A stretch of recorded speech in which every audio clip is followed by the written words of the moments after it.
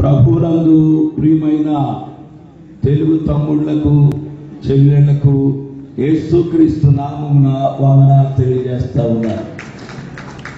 అలాగే ఇటువంటి అవకాశం మాకు కల్పించినటువంటి సహోదరుడు విజయ్ గారికి, అధ్యక్షులు పౌలు గారికి, ముఖ్యంగా మమ్మల్ని ఇక్కడికి తీసుకుని వచ్చినటువంటి జ్యోతిరాజు గారికి, అలాగే జాన్ వెస్లీ గారికి, అందరికీ, కోయర్ వారికి, ఆర్కెస్ట్రా వారికి, వేదికను అలంకరించిన దైవజనులకు వందనాలు తెలియజేస్తున్నాను. దేవుడు అందరినీ ఆశీర్వదించునుగాక. మీరంతా జ్యోతిరాజు గారి యొక్క వర్తమానం కొరకు ఎదురు చూస్తున్నారు. వారి సమయాన్ని నేను దొంగిలించడం మంచిది కాదు. నాకు ఇచ్చిన సమయంలో నేను కొన్ని మాటలు చెప్పాలని కోరుతున్నాను. భీమవరంలో ఉన్న మన్నా సంఘం తరఫున, మన్నా బైబిల్ ఇన్స్టిట్యూట్ తరఫున, మిరియం పిల్లల ఆశ్రమం తరఫున నా కుటుంబ పక్షంగా మీ అందరికీ శుభాలు తెలియజేస్తున్నాను. తప్పకుండా దేవుడు మిమ్మల్ని దీవిస్తాడు. దేవుని పరిశుద్ధ గ్రంథంలో ప్రకటన గ్రంథం 22వ అధ్యాయం 7వ వచనంలో ఇలా ఉంది. అమ్మా, నేను రమ్మనలేదు కదా,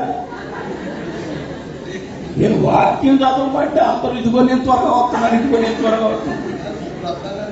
ఎందుకు వస్తానంటారేంటో తెలియడం.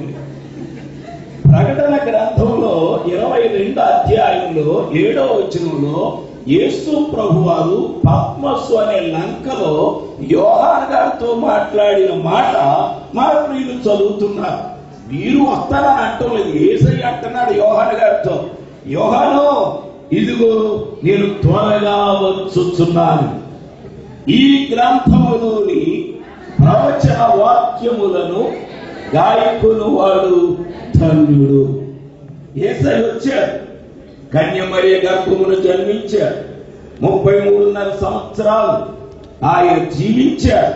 మన అందరి కొరకు శిలువలో రక్తాన్ని చిందించి చనిపోయి సమాధి చేయబడి 3వ దినాన్ని తిరిగి లేచాడు. దేవునికి స్తోత్రం, హల్లెలూయా. ఆయన గొర్రె పిల్లగా మన కొరకు బలైపోయాడు. మసిలబడయ్య చెప్పారు ఒక కథ. మన క్రైస్తవ కుర్రోళ్ళు నాటికి నేర్చుకున్నారట. యేసుప్రభు వేషం వేసి నేను సిలువెత్తుకుని వెళ్తున్నాడు. ఒక ఆయన వచ్చి తుప్పుకు మనం ఊసాడు ముఖం మీద. ఈ యేసుప్రభు వేషంలో ఉన్నాయని అంతకంటే ఎక్కువ ఊసేసాడు. డైరెక్టర్ గారు పరిగెత్తుకొచ్చి, ఇది రిహార్సల్ కాబట్టి సరిపోయింది బాబు, ఎంత కోపమంటారు నీకు, ఉమ్మూస్తే తుడుచుకోవాలని చెప్పారు కదా, యేసుప్రభు తుడుచుకున్నారు, నువ్వెందుకు ఊసేసావంటే, చాలండి ఊసినట్టు యాక్షన్ చేయమన్నారు కానీ నిజంగా ఊయమన్నారా? ఆయన నా మీద ఎప్పటి నుంచి కోపం ఉందో మొహం అంతా ఊసేసాడు, తట్టుకోలేక ఊసేసానండి. సరేలే, కొంత దూరం పెడితే ఒకటి చేప మీద కొడతాడు, నువ్వు సిలువు తిరగేసి కొట్టేసిలా కనపడుతున్నావు, నువ్వు వద్దురా మాని అంటే, అబ్బాయి అలా చేయండి నేనే ఉంటానని. మళ్ళా సిలువు ఎత్తుకుని వెళ్తుంటే ఇంకొకటి వచ్చి చాచి పడేసాడు. ఇలా చంపేస్తున్నారండి, ఎందుకున్నాను ప్రవేశానికి అని బాధపడిపోతున్నాడు. కొట్టేయాలన్నంత కోపం వచ్చింది కానీ యేసు ప్రభు కొట్టకూడదు అనుకున్నాడు. కానీ లోపల ఉన్నప్పుడు ఉంటుంటాడా, ఒరే పునరుత్థానం అయిపోయి నీ సంగతి చెప్తాను. పునరుత్థానం అంటే చచ్చిపోయి తిరిగి లేవడే కదా, అందరితో నా పోషణ అయిపోద్ది, గట్టపంతా తీసేసి సంగతి చెప్తానని. యేసయ్య అలాగా అన్నారా? తండ్రి వీరేం చేస్తున్నారు, వీరు ఎరుగరు కనుక వీరిని క్షమించి. ఆయన ప్రేమ గలవాడు, ఆయన వంటి వాడు మరి ఒకడు లేనే లేడు. ఆ యేసయ్య శిలువలో చనిపోయి సమాధి చేయబడి 3వ దినాన తిరిగి లేచి పరలోకానికి వెళ్ళిపోయారు. వెళ్ళినాయన అక్కడ ముందుగా ఉండొచ్చు కదా. యోహాను గారితో అంటాను, నేను మళ్ళా వచ్చేస్తాను అంటున్నాడు, త్వరగా వచ్చేస్తాను అంటున్నాడు. ఎందుకు వస్తానంటున్నాడు? యోహాను సువార్త 14:2-3 ఉంది. నా తండ్రి ఇంట అనేక నివాసములు కలవు, లేనియను మీతో చెప్పుదును, మీకు స్థలము సిద్ధపరచి వెళ్ళుచున్నాను. నేను వెళ్ళి మీకు స్థలము సిద్ధపరచిన ఎడల నేనుండు స్థలంలో మీరు నుండులాగిన మరల వచ్చి నా యందు ఉండడానికి మిమ్మల్ని తీసుకెళ్తానన్నాడు. ఆయన ఎందుకు వస్తున్నాడంటే మన కొరకు వస్తున్నాడు. మళ్ళా సిలువ వేయించుకోవడానికి కాదు, మన కొరకు ఒక స్థలం సిద్ధపరిచాడు. ఆ సిద్ధపరిచిన స్థలానికి మనం తీసుకెళ్ళడానికి వస్తున్నాడు.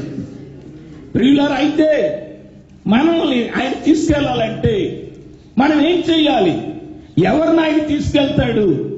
ప్రియులారా, బైబిల్ గ్రంథంలో మనం చదివాం కదా, ఈ ప్రవచన గ్రంథములోని వాక్యములను గైకొనువాడు ధన్యుడు. కనుక చక్కటి ప్రవచన వాక్యాలు, దేవుని వాక్యాలు చెప్పడానికి దైవజనుడు ఎలీషా రాజు అయ్యగారిని, అమ్మగారిని దేవుడు ఎన్నుకొని రక్షించుకుని వారికి చక్కటి కుమారులను, 3 కుమారులను, 2 కుమార్తెలను అనుగ్రహించాడు. అందరికీ వివాహాలైన అద్భుతంగా దేవుని సేవలో వాడబడుతున్నారు. పెద్ద ఆయన పేరు పరంజ్యోతి గారు ఏలూరులో నుండి ఆయన సేవ చేస్తున్నారు. రెండో ఆయన యేసుపాల్ గారు హైదరాబాద్ లో ఉండి మంచిగా సంగారెడ్డి వెళ్లి సేవ చేస్తూ మా మన్నా మినిస్ట్రీస్ లో వర్షిప్ లీడర్ గా ఆయన పనిచేస్తున్నారు.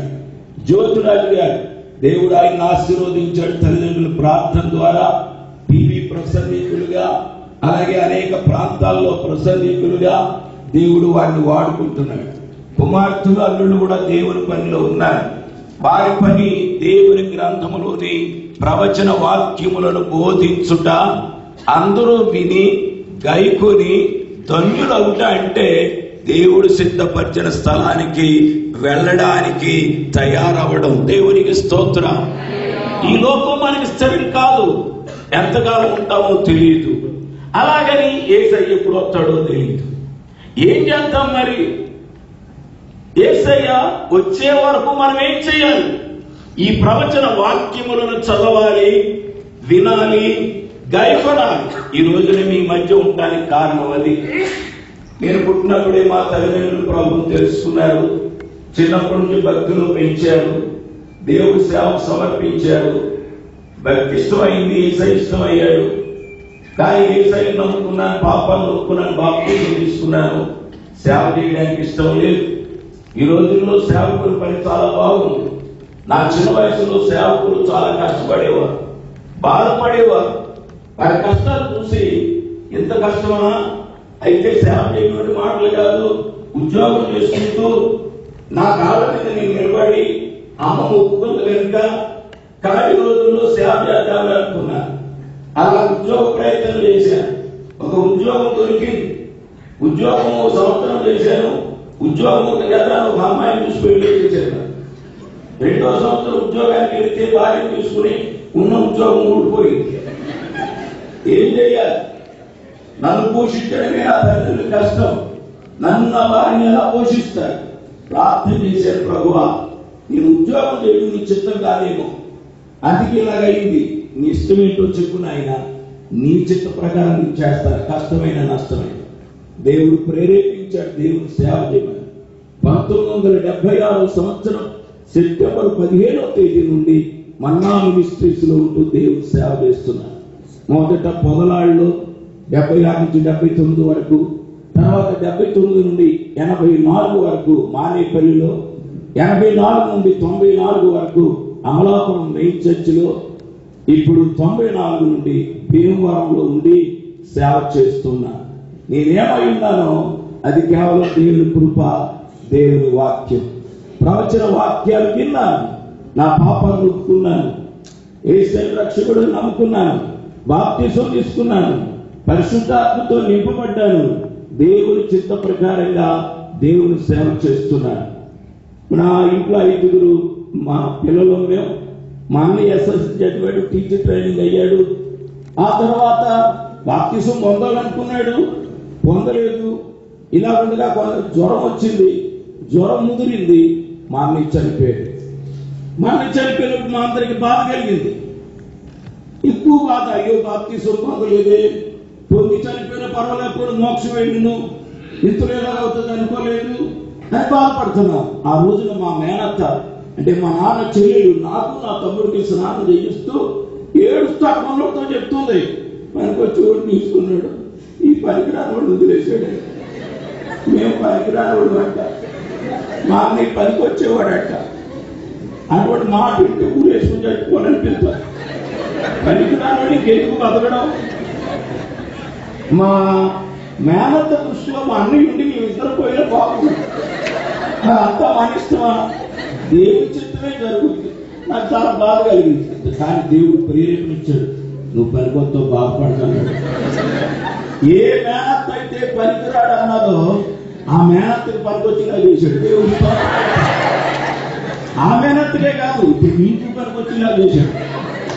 మీకే కాదు, అనేక దేశాలు వెళ్ళి వాక్యం చెప్పేలాగా చేశాడు దేవుడి. స్తోత్రం చెప్పండి. ఇదంతా దేవుడి కృప. మీ అందరికీ వందనాలు. నాకంటే ఎక్కువ ధన్యులు అవ్వాలి. మన దేవుడు దీవిస్తాడు. దయచేసి బైబిల్ విడిచిపెట్టకండి. దేవుడు ఇచ్చిన ప్రవచన గ్రంథం చదవండి, విని విడిచిపెట్టకండి, గైకొనండి. మీరంతా ధన్యులు అవుతారు. మీరు విడిచి వచ్చిన కుటుంబాలను దేవుడు దీవిస్తాడు.